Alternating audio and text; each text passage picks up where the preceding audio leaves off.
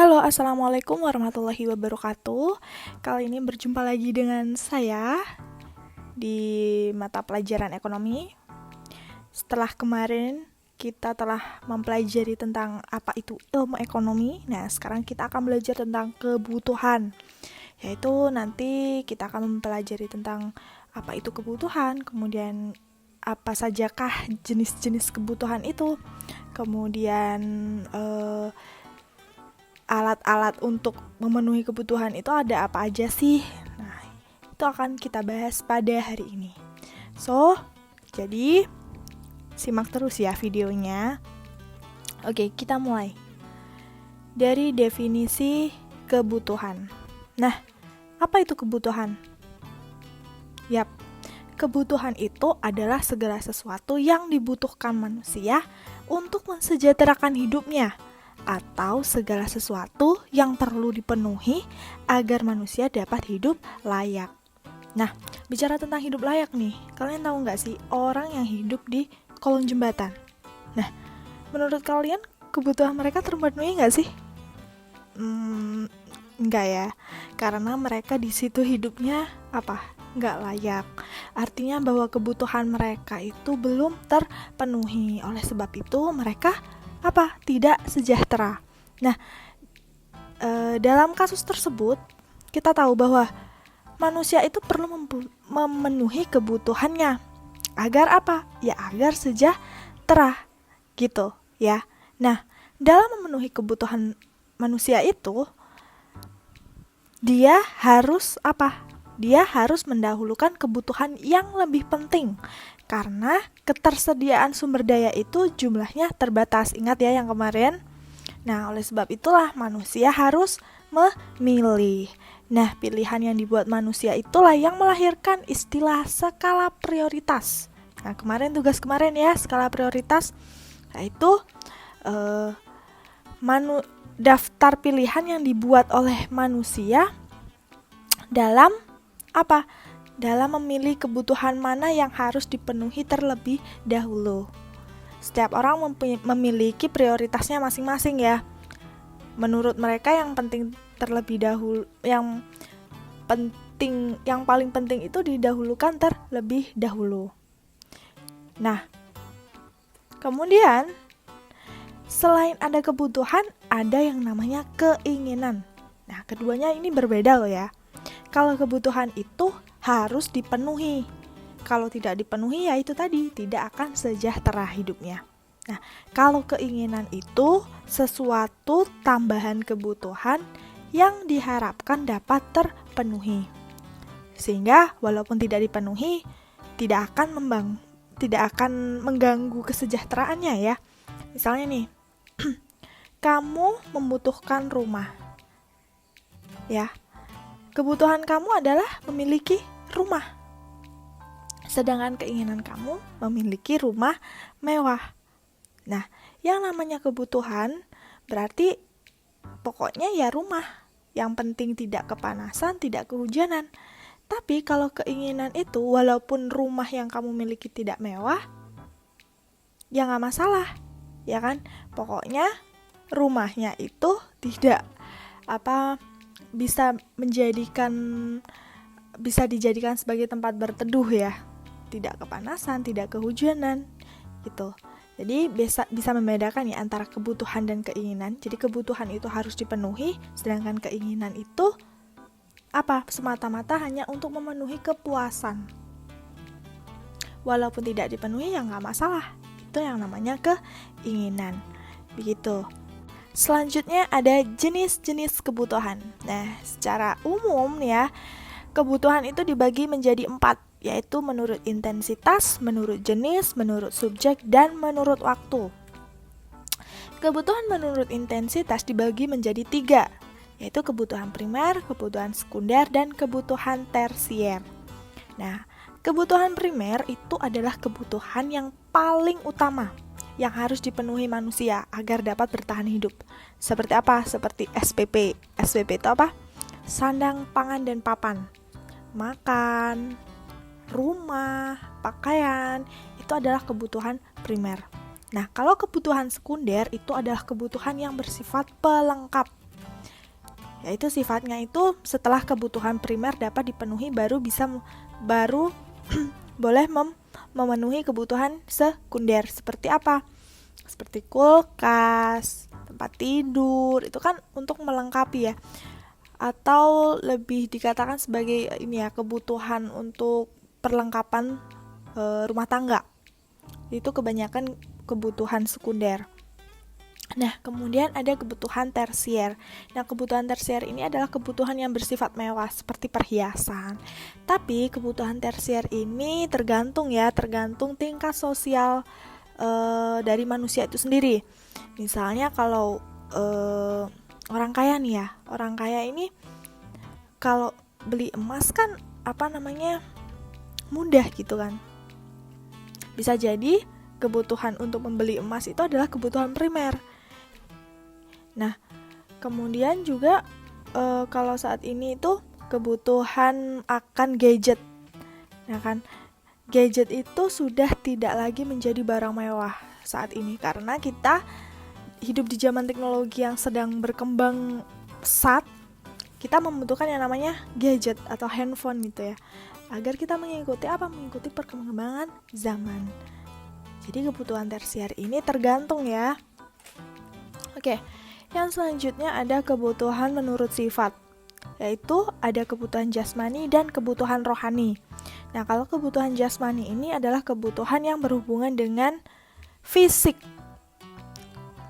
kebutuhan akan fisik kita, misalnya berolahraga, mengkonsumsi vitamin, mengkonsumsi nutrisi, itu kan kebutuhan yang dibutuhkan fisik kita agar sehat, misalnya seperti itu ya. Nah, kemudian ada kebutuhan rohani. Kebutuhan ini adalah kebutuhan yang diperlukan untuk hal-hal yang bersifat jiwa, bersifat rohani. Misalnya seperti kebutuhan untuk ibadah, kebutuhan untuk berlibur misalnya. Yang selanjutnya yaitu kebutuhan menurut subjek. Ada kebutuhan individu dan kebutuhan kelompok. Nah, kalau kebutuhan individu ini adalah kebutuhan yang diperlukan masing-masing individu. Tentu saja kebutuhan yang dimiliki oleh kamu, kebutuhanmu dengan kebutuhan ibu kamu kan udah berbeda gitu kan. Kemudian ada kebutuhan kelompok, kebutuhan yang berhubungan dengan banyak orang. Misalnya, kalian saat ini sekolah berarti butuh butuh pendidikan. Nah, itu termasuk dalam kebutuhan kelompok. Kemudian ada kebutuhan menurut waktu, yaitu ada kebutuhan sekarang dan kebutuhan masa depan. Nah, kebutuhan sekarang itu adalah kebutuhan yang pemenuhannya harus dilakukan saat itu juga. Misalnya saat ini hujan ya, apa yang kalian butuhkan? Ya, payung, jas hujan misalnya. Nah, kemudian ada kebutuhan masa depan, yaitu kebutuhan yang pemenuhannya dapat ditunda. Misalnya, ibu kamu mempunyai adik kecil ya. Nah, adik kecil ini suatu saat butuh yang namanya pendidikan, sekolah ya. Jadi pemenuhannya ini gak mungkin sekarang dong ya. Mungkin 2 tahun kemudian atau 3 tahun kemudian gitu. Itu kebutuhan masa depan. Kemudian alat pemenuhan kebutuhan. Nah, secara garis besar, alat pemenuhan kebutuhan itu bisa melalui barang, bisa melalui jasa. Nah, saat ini yang akan kita bahas adalah alat pemenuhan kebutuhan yang berupa barang. Nah, ada apa saja? Barang ini dibedakan menjadi 4, yaitu berdasarkan cara memperolehnya, berdasarkan hubungan dengan barang lain, berdasarkan tujuan penggunaan, dan berdasarkan prosesnya. Nah, apa sajakah itu? Yang pertama, berdasarkan cara memperolehnya, barang dibagi menjadi 3, yaitu yang pertama barang ekonomi, barang bebas, dan barang ilit. Nah, barang ekonomi itu adalah barang yang untuk mendapatkannya perlu pengorbanan. Harus berjuang dulu ya untuk mendapatkan barang ekonomi ini. Nah, seperti misalnya apa? Uang. Kita butuh berjuang dong untuk mendapatkan uang. Nah, kemudian ada barang bebas. Barang bebas ini adalah barang yang untuk mendapatkannya tidak perlu pengorbanan. Secara cuma-cuma kita memperoleh barang bebas ini. Seperti misalnya sinar matahari, alhamdulillah ya kita nggak usah berjuang untuk mendapatkan sinar matahari. Nah, kemudian ada barang ilit. Barang ilit ini adalah barang yang jika ketersediaannya sangat banyak, itu malah justru menimbulkan kerugian atau bencana bagi manusia. Misalnya kalau air terlalu banyak, gitu kan, bisa menyebabkan apa? Ya banjir. Seperti itu ya misalnya. Kemudian barang berdasarkan hubungannya dengan barang lain, yaitu ada 2, barang substitusi dan barang komplementer. Nah, barang substitusi ini adalah barang yang memiliki peran untuk menggantikan barang lain. Misalnya, kalau kalian nggak punya pensil, kalian bisa menggunakan pulpen. Kemudian ada barang komplementer, yaitu barang yang memiliki peran untuk melengkapi barang lain. Misalnya, kalau kalian mau membuat kopi, berarti butuh gula, butuh kopi bubuk gitu kan. Nah, itu barang komplementer atau barang pelengkap. Kemudian ada barang berdasarkan tujuan penggunaannya, yaitu ada barang konsumsi dan barang produksi. Nah, kalau barang konsumsi itu adalah barang yang ditujukan langsung untuk memenuhi kebutuhan manusia. Misalnya, kalau kalian yang sekarang kalian butuhkan adalah apa? Buku. Ya kan, buku buku ini langsung bisa kita konsumsi, ya kan. Nah, kemudian buku ini bisa langsung kita gunakan gitu loh maksudnya.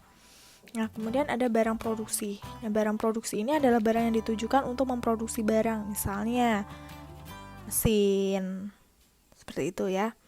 Oke, lanjut untuk barang berdasarkan prosesnya.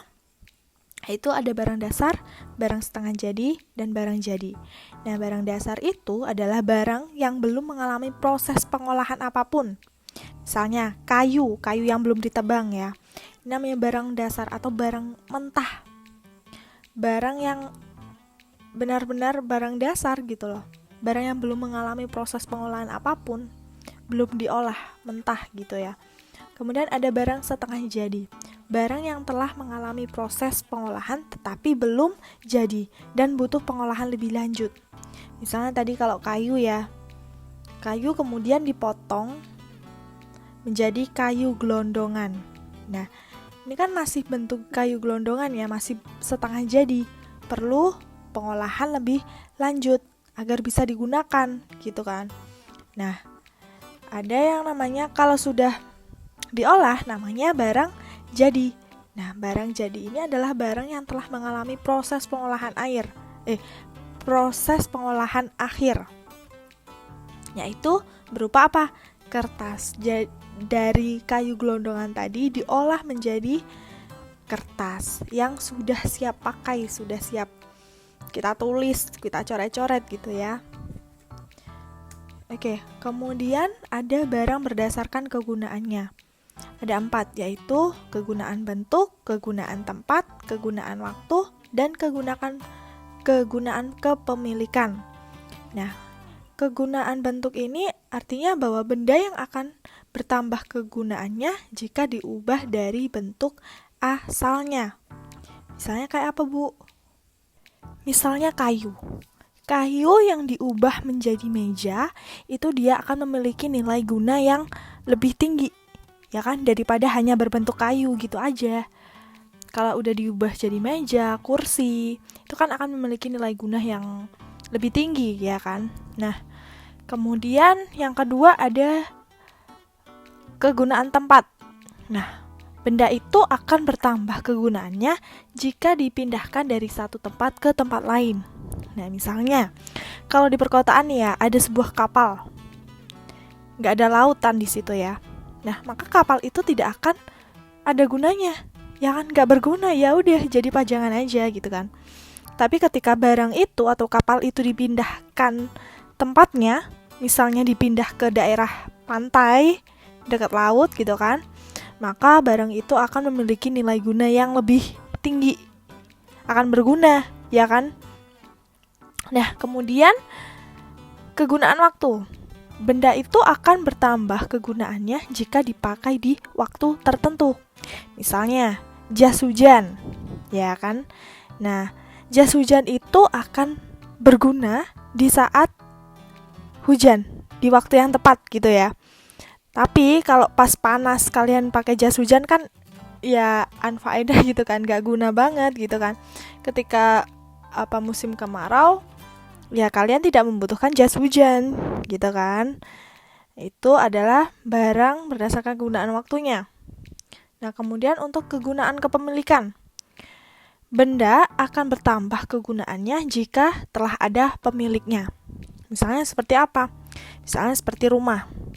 Rumah itu kalau ada yang punya atau ada yang memiliki gitu kan, itu akan ada gunanya daripada rumahnya itu dibiarin kosong. Ya nggak berguna kalau kosong ya. Kalau nggak ada pemiliknya ya berarti nggak berguna dong rumah itu ada. Nah, itu tadi contoh dari barang berdasarkan kegunaan kepemilikannya. Oke, mungkin pelajaran kita berakhir sampai sini ya. Di pertemuan selanjutnya kita akan belajar tentang kelangkaan. Jadi stay tune ya. Oke, sampai jumpa di pertemuan selanjutnya. Semangat terus ya.